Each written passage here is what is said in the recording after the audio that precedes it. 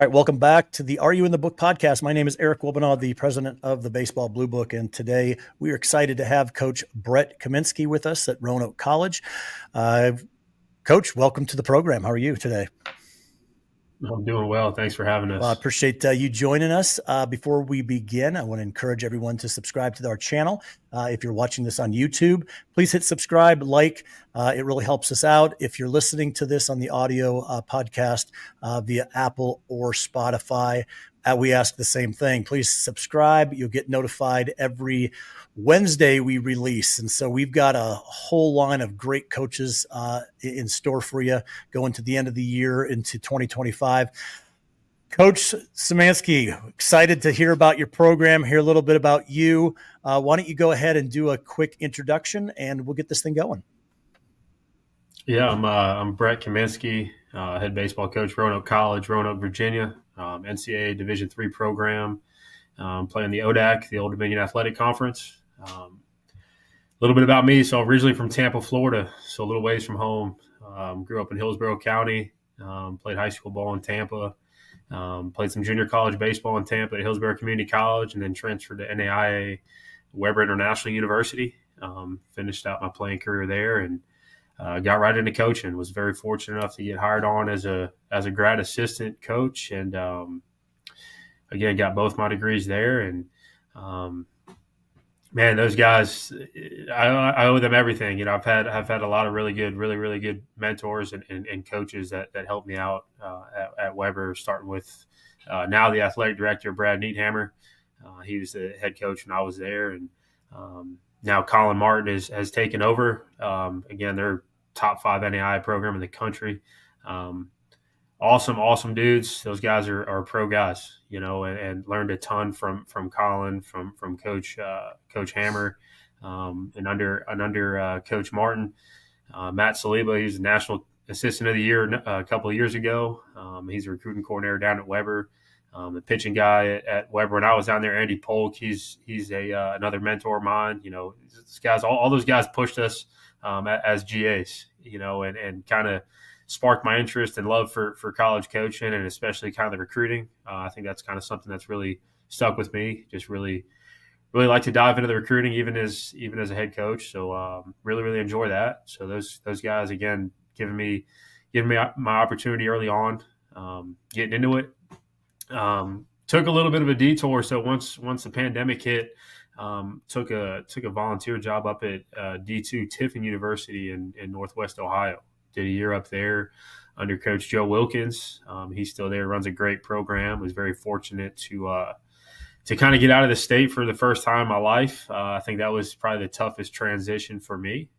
Again, I think I always joke. I think I bought my first Carhartt jacket, my first winter jacket when I finally got out of the state. All I had was T-shirt and shorts. So did a year up there, and actually the head coach at Tiffin, Joe Wilkins, he knew at the time the pitching coach down at Ferrum College, another mentor of mine, Chip Schaffner, and so they crossed paths during their times up in Ohio, and applied for the job down at Ferrum, his first full-time, assistant gig, and I was lucky enough to get hired on, and Ryan Brittle hired me, and did 3 years there. Kind of took the recruiting side, coach first base, did the recruiting stuff, worked with hitters, outfielders, kind of really was able to, for the first time in my coaching career, was really, finally able to dive into the kind of the day-to-day stuff, which I think I missed, because as a grad assistant, I was able to do it as well. But again, I think the toughest thing as a younger coach is that finding that first full-time gig, coming out of grad school, if that's the route that you go. And was fortunate enough to do 3 years at Ferrum. There was a change at the top as a head coach. They brought in a new head coach, so I was looking for a job this past summer. It was crazy. I was unemployed for a number of months, and actually got on at Radford University for about 5 minutes. No, it was about a month. So I was at Radford University as their third assistant under AG, Coach Guerra. He gave me my first opportunity at Division I baseball, and I was pumped, man. I was very fortunate. During that time, I had obviously had applied for the Roanoke gig. They kind of knew who I was, being in the league.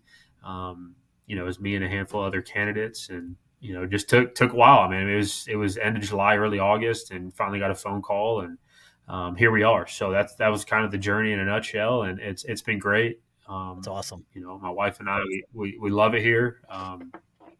Very fortunate. My wife's actually the head cheerleading coach here at Roanoke College as well. So it all kind of fell into place. That's great. Everything happened for a reason, and again, very fortunate for everybody that's helped us. And I think the biggest thing is, like, you don't get somewhere. Doesn't matter what level, what role, you don't get somewhere by yourself. I think I learned that pretty early on. From the staff at Weber to everywhere you go, you have stops that guys are helping you out. First and foremost, I mean, your family. My wife, my daughter, and obviously my parents and two brothers, just everybody pushing me and supporting me along the way. So. That's awesome. That's awesome. I was reading your the quote from AG at Radford. You can't get better than that. I've had him on the podcast as well. What a good dude. Weber, good place. A lot of such great people. I mean, one of the things that I was sitting there thinking about as you're rambling off all these guys, I swear every coach I interview, the list of their mentors, the people that they want to thank, it's a list that typically has no end. And that's one of the things that I find about baseball that's so intriguing and exciting is the camaraderie, the bonds within the coaching organizations. I was on with Sheets over at Georgia Gwinnett, and he actually finally invited me into the fraternity of coaches. So I'm back. I backdoored into it. So being part of this, it's pretty cool. And talking with you guys. One of the things I like to always hear from coaches is, you found all these great opportunities, leaving the state for the first time, all of a sudden ending up in Virginia. What is your passion behind coaching? I mean, I don't want to, it's not just the players. It's not the game. We all know those things. What is the thing that makes you wake up excited every day about what you're doing? Sure. Yeah. I mean, I think just the overall love for the game. First of all, I don't think you get into it unless you really love the game. Cause I mean, it's a long season, at every level, it's a very long season. But again, kind of going back to as a GA at Weber, just kind of being, lowest on the totem pole, but was given some responsibility and some trust to go out and look at guys and recruit and follow up. And that was kind of something, for whatever reason, that I've really enjoyed. I thought that, it was really cool to see the guys that you go and you're constantly in touch with, and you go out and see play and evaluate that. That's that's your livelihood. Your players are, what you have to coach. And obviously the better players that you can get, probably you're going to be a better coach, right? So I think just the passion is constantly able to build what you have. You have you're the GM basically. You're able to go out and you're able to sign guys. Yeah. And I think for me, again, for whatever reason, I really enjoy that. So.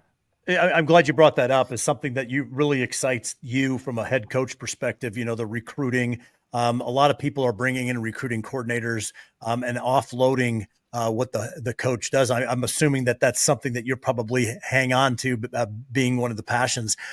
With that being said, what are some of the things that, as you've moved through this, and really the podcast, a lot of players, a lot of parents, but we also have a lot of coaches that are listening to these as well. What are some of the things that, when you became a head coach, you were like, wow, okay, maybe I should have listened a little bit more when I was a GA or an assistant. Sure. What are some of the things that were the real eye openers for you when you became the head coach and really responsible for steering the ship in the direction you want it to go? Yeah. So yeah, I mean, some of those mentors, like I know, like Colin Martin down at Weber, he was telling me, like, I mean, 90% of coaching has nothing to do nothing to do with coaching, right? It's like that other 10% is on the field, 90% is all the day-to-day stuff. I mean, you got to be an academic advisor, at times an admissions counselor, financial aid counselor. I mean, you got to deal with, we've got a great group, and again, knock on wood, we haven't had too many problems, but I mean, you got to deal with, the disciplinary stuff, stuff that pops up, guys that, you got to get them back on track for whatever reason it is. So just, you're kind of dealing with this stuff behind the scenes. I think, gotten to hang. I think I was worried about like the scheduling piece and the travel piece, but a lot of that's it's kind of similar to recruiting. Like as long as you're staying on top of Right. it and staying in touch with the people that you need to stay in touch with, consistently, then it's not a huge deal. So I think a lot of that stuff in your mind as you go in there first year, it's like a lot bigger than what it is. Um, but yeah, I mean, just you got to deal with the bad stuff, right? So it's not always good, especially in the fall. You got some new faces and things Right. like that. So you just kind of, you know, trying to toe that line. You want to be stern with guys, and when to jump guys, and when to kind of pat them on the back. So I think that's the biggest adjustment for us at That's least. good. That's a good segue into kind of the philosophy that you bring to the program. I've had a number of coaches on. We talk about building culture and the program and kind of the baseline or the foundation of what you're doing. What is your kind of your foundation? What is your principles? What if someone was to say, Kaminsky, this is what he is? What would that be? Yeah, I mean, just we want guys that I know it's cliche, but just really want to just get work done and work their butts off. I mean, it's just like I said before. I mean, it's a long season, even at our level. And I mean, if you don't truly love it and truly really want to get after it, it's not going to be. I joke you're going to be looking at you'll be a guy, one of the 4,000, 5,000 guys in the portal come wintertime, or summertime. So yeah, I mean, we recruit guys, and again, it goes back to recruiting. It's another part of that. It's like, a lot of that stuff can be ironed out during the recruiting process. So you talk about bringing in really good Yeah. players. That's easy. Anyone can show up to a field and see who can play. But you got to pull every layer of the onion back and kind of see like, okay, how's he in the classroom? How's he as a teammate? How does he treat his parents? And those are things. At our level, again, we're not given right athletic scholarship money, but there is some of that goes on. You're talking to coaches, you're talking to even teammates and travel coaches, high school coaches, and I mean, I think if you can bring in the guys with the character, that have had some success on the field, whether it's winning or individually. I mean, I think as a unit, you'll be over the course of 4 consecutive years of recruiting. I mean, you're going to have a program that you can kind of hang your hat on and really really enjoy. Yeah. So then obviously like the stuff how you go about your business. For us, our staff. I mean, you can't do it without really good assistant coaches. So, like my assistant coach, I do have a recruiting coordinator, Matt Woj. He's an alum. Pitching coach Mitch Custer, and another assistant coach Dave Christensen. And those guys, I mean, you can't do it without a really good staff. We're fortunate to have four coaches. So when we break up into defensive work, we've got a guy that covering each position and positional group, and it's been very great. But again, you can't do it without guys you can trust, and you can't do it without guys that really have your back. So That's awesome. No, that's great. One of the things, recruiting. You talked about recruiting and the things that you can metrics and stats and the part of the game side. You can get caught up on that a lot and miss a lot of maybe the warning signs of building a program. Right? There's certain type of kids that you're trying to build and trying to surround yourself with and build this program on. What are some of the things, and I always ask coaches this, back to the parents and the players, what are some things that if you were sitting down with the 12, 13-year-old kids today, what are some of the things that you would recommend they focus on? Obviously baseball, we know that, Sure. You don't need to get into the hitting and how you're going to do this. What are some of those intangible things that you can't see on a stat sheet?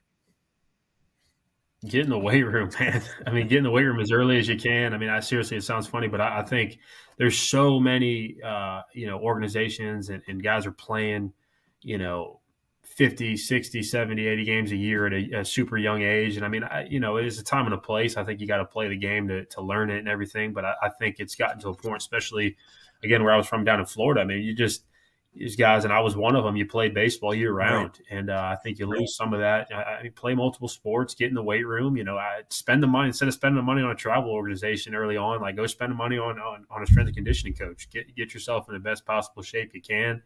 And typically that's, strength, typically as you're through like the middle school and early high school age, because it's getting tougher and tougher to get into college baseball as a high school guy. Yep. If you want to go into a 4-year program as a freshman at any level, it's very, very difficult to be, one of the starting 9 guys.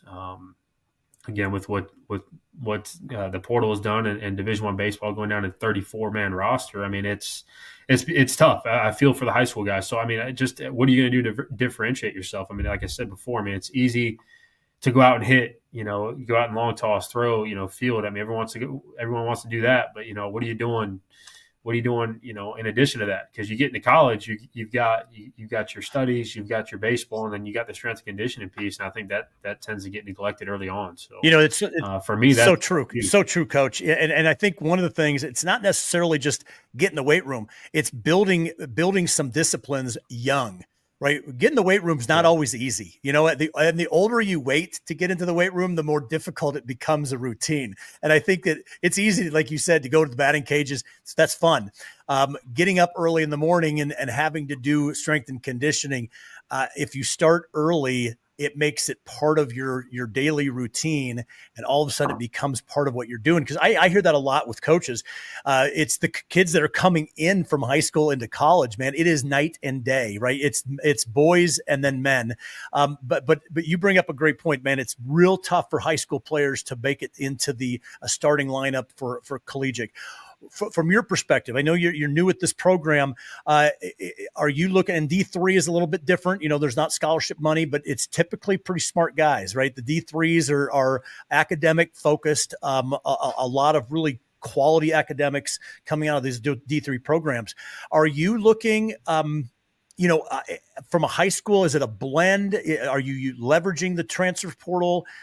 Talk a little bit about how you do it and your recruiting coordinator and how you're going to be building your program at Roanoke.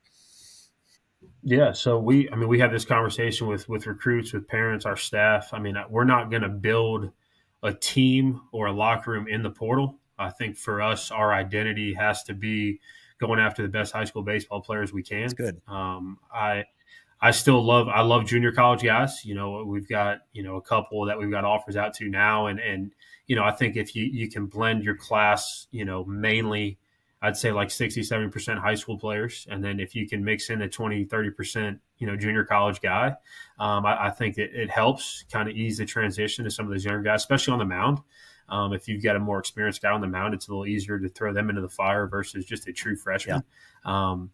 But yeah, I think for us, I tell our assistants, and I do the same thing. Like I don't really care if the kid's getting calls from Tech or Radford or University of Florida, or we're gonna go after them until they tell us no. So I don't because I think it's easy to do again at our level to just he's too good for us or this or that, right. And you never know, especially now. I mean, there's guys that have been on campus that you're just like, how have you not gotten money somewhere? So yeah, I mean, it's high school baseball. We do mostly state of Virginia, North Carolina. We've got some Pennsylvania.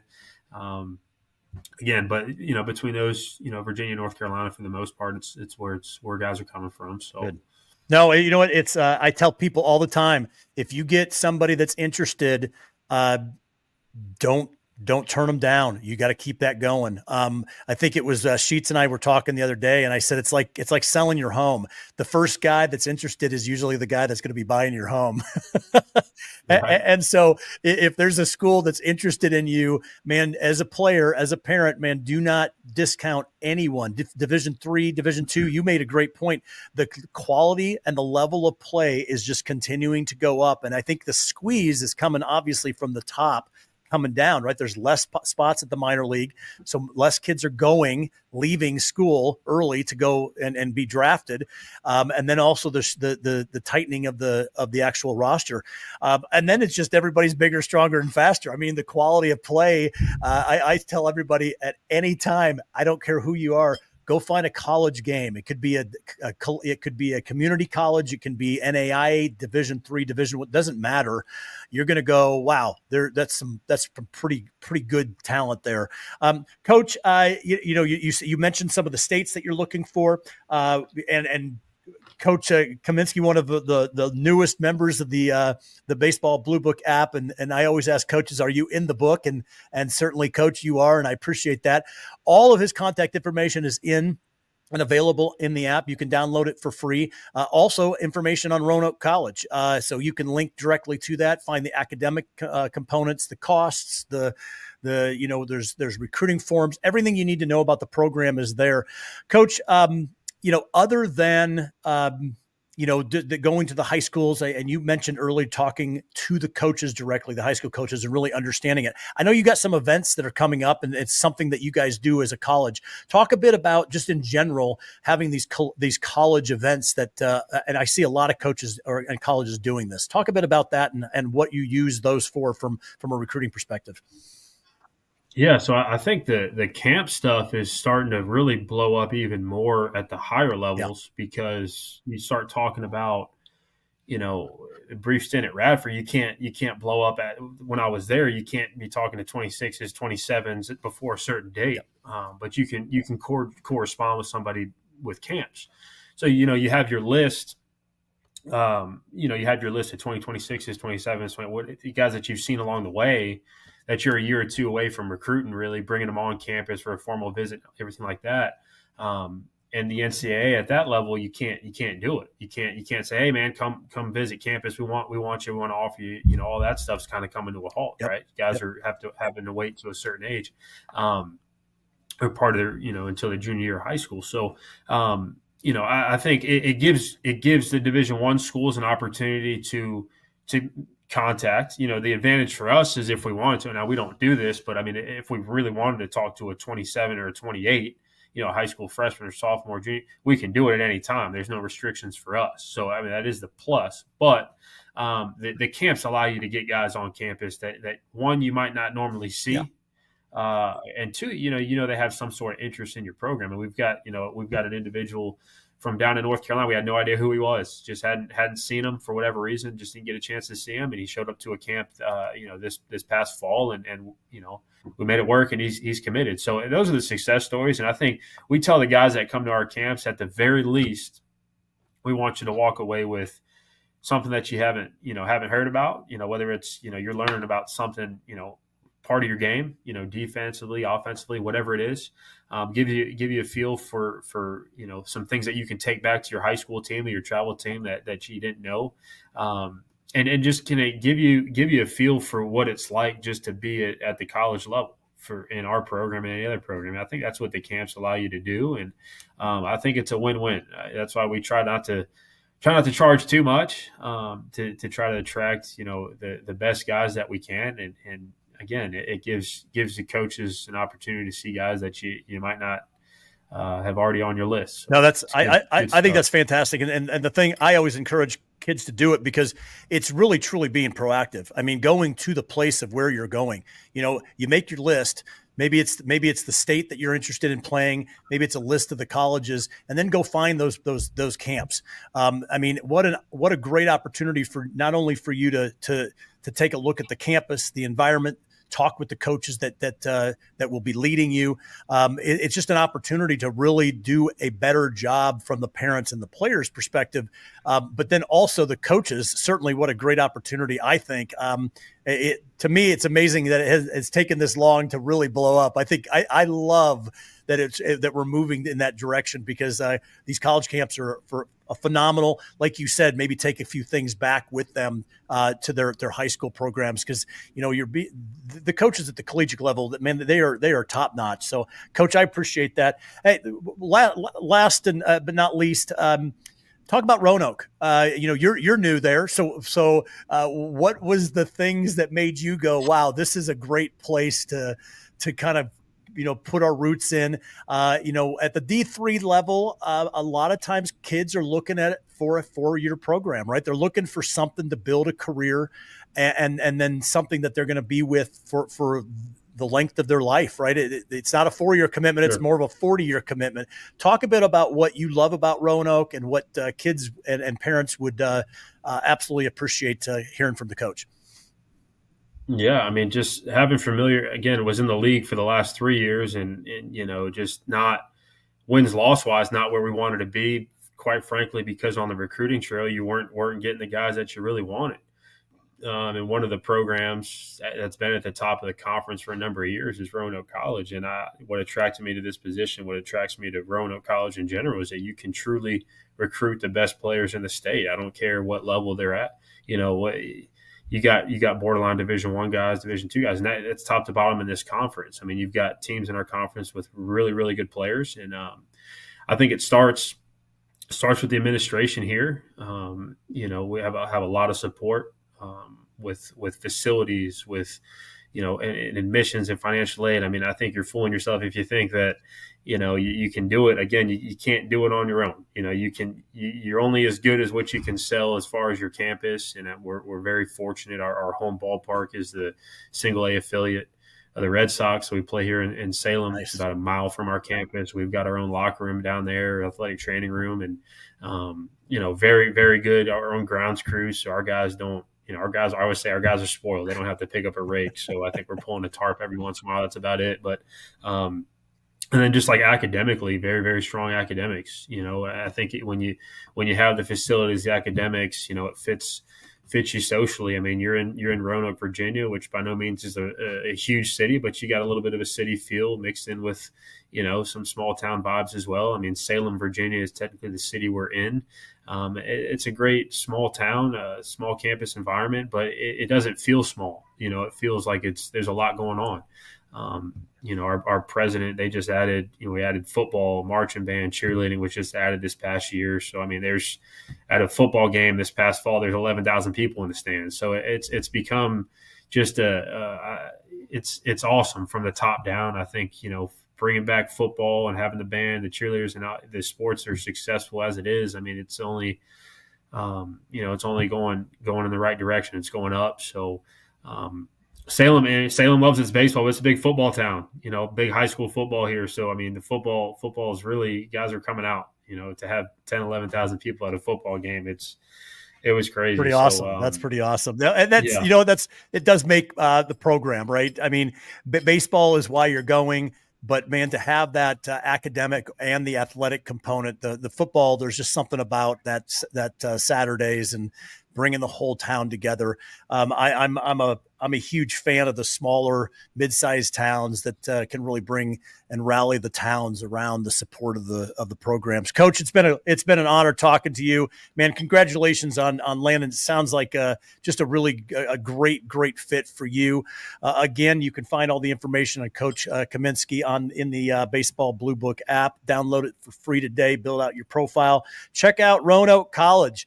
We will be posting this and a whole lot of other episodes coming your way in the next few weeks. Thanks a lot. Have a great day. Thanks, Coach. Thanks, guys. Go Note.